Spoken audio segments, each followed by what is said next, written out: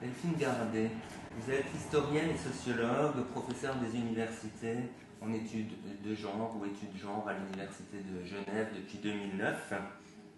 Et j'aurais quelques questions à vous poser, à commencer par la manière dont vous avez pu croiser dans vos travaux les études de genre, justement, l'histoire des techniques et l'histoire du travail. Oui, peut-être qu'on peut dire que j'ai été formée comme historienne des femmes et du travail en tant qu'historienne sociologue, et puis que je me suis pas forcément rendu compte que je faisais l'histoire des techniques avant d'être recrutée comme historienne des techniques. Et à ce moment-là, donc, comme j'étais dans un centre de recherche en histoire des sciences et des techniques, je me suis appliquée à rentrer dans ce champ de l'histoire et de la sociologie des techniques pour rendre la monnaie de la pièce qu'on m'avait donnée, et puis parce que ça m'intéressait, je pense. Je crois aussi que, sans le savoir, j'étais très attentive aux pratiques de travail et aux techniques, parce que je suis d'un milieu ouvrier, que le travail ouvrier était toujours présent dans ma vie. Donc, pour moi, c'était important, pour rendre compte de l'histoire des gens ordinaires, de ce que c'est que le travail, d'être capable de l'entreprendre d'un point de vue approfondi autour des techniques, c'est-à-dire de restituer cette part de la qualification, de la compétence au travail, dans le geste technique, dans la médiation avec les techniques. Et en 20 ans, c'est-à-dire depuis 1994, comment est-ce que d'une part vos travaux et d'autre part les approches ont évolué, si vous pouvez me dire en quelques mots? Je pense qu'il y a eu beaucoup de changements et dans le bon sens, parce qu'on était un tout petit peu à la traîne quand même en France, c'est toute une série de choses. Mais donc moi je suis contente de voir que les jeunes gens de la génération, parce qu'évidemment je n'appartiens plus du tout à la génération des jeunes, mais celle qui suit a pu s'approprier des textes, en particulier la littérature écrite en langue anglaise, des théories, et travailler entre la discipline et la théorie féministe, le champ des études féministes ou du genre, et une inscription dans des savoirs et des métiers propres à l'historien, propres au sociologue, propres à l'anthropologue. Pour nous, c'était plus difficile de le faire dans ma génération parce qu'on nous rappelait quand même à l'ordre en tant que devant être d'abord un historien, devant être d'abord un sociologue, etc. Donc il y a beaucoup de choses qui ont changé et c'est bien et il faut que ça continue. Et une troisième question, enfin une double question, d'une part, de quelle manière ou dans quelle mesure les études de genre européennes se distinguent des études nord-américaines, et aussi dans quelle mesure une approche européenne peut être en plus?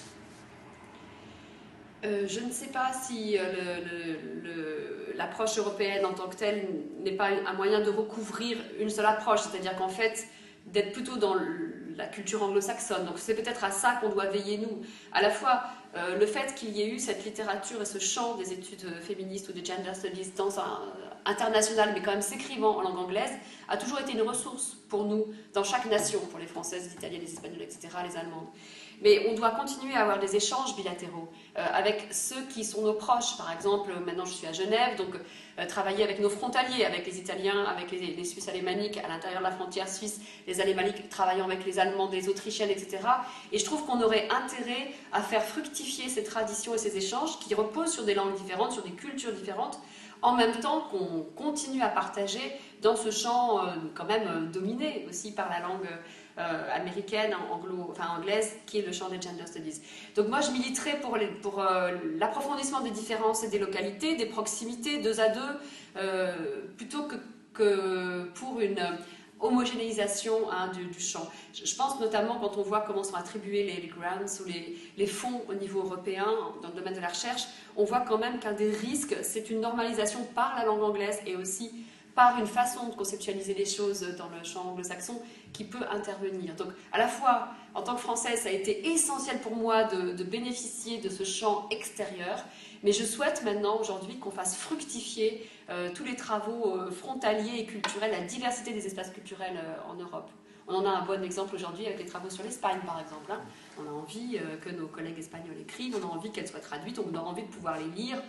Voilà, c'est ces circulations-là qui m'intéressent aujourd'hui. Et une dernière question. Est-ce que, dans la mesure où il y a une dimension peut-être politique dans les études de genre, est-ce que c'est quelque chose de risqué encore aujourd'hui de travailler dans ce domaine? Oui, ça l'est, je pense, toujours, plus ou moins. Mais je pense qu'il y a peut-être moins sur la partie hétérosexuelle du genre, mais plus sur la partie gay, lesbienne, de ce que le genre, enfin, la théorie féministe a aussi permis d'ouvrir, hein, qui est à la fois pas la même chose, mais aussi liés dans ce champ.